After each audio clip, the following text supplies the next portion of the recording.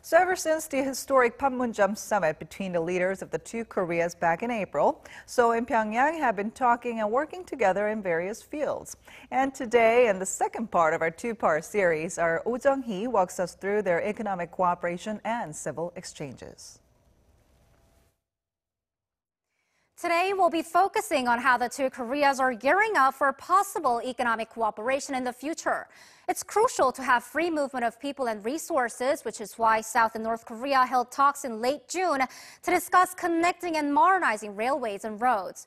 Let's start with the railways first. There are two railway lines the two Koreas are hoping to work on: the Gyeongui Line that connects Seoul and North Korean city of Sinuiju, and the Donghae Line, which runs along the east coast of the peninsula.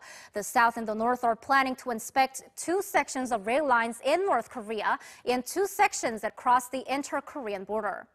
Road connections on the eastern side of the peninsula, South and North Korea will inspect the section between South Korea's Goseong and North Korea's Wonsan, and on the western side, the section between the North Korean cities of Kaesong and Pyongyang. They'll begin on-site visits in early August.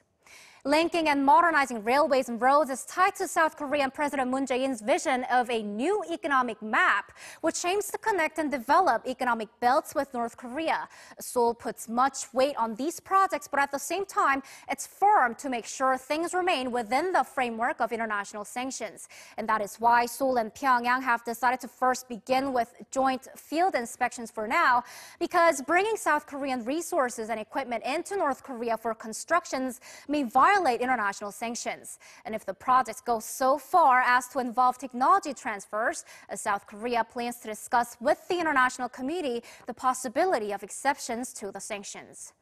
Meanwhile, forestry is another much emphasized field. It's where the two Koreas can work together as much as possible under the international sanctions. Pyongyang has been stressing the need to restore its forest for years, and taking that into account, South Korea quickly formed a special task force for inter-Korean forestation projects immediately after the April summit. At the forestry talks earlier this month, Seoul and Pyongyang agreed to discuss running tree nurseries, agroforestry, and much more forestation projects, as well as kickstarting on-site visits for disease and pest control. As for civil exchanges, 40 South Koreans have visited North Korea this year for purely civilian interactions. A Buddhist monk visited Pyongyang for religious interactions. A local cable broadcaster went up north to discuss media interaction, and Seoul's presidential committee to discuss a logistics project. A civic group is working to join forces with its North Korean counterpart to bring back the remains of Koreans from Japan. South Korea says it'll expand exchanges and cooperation with North Korea, and Pyongyang, too, has been very proactive on that, even suggesting to Seoul doing things a bit more quickly. The two Koreas are working hard to implement what's been agreed at the historic Moon-Kim summit in April, and with interactions gaining speed on various fronts. Oh Jung-hee, Arirang News.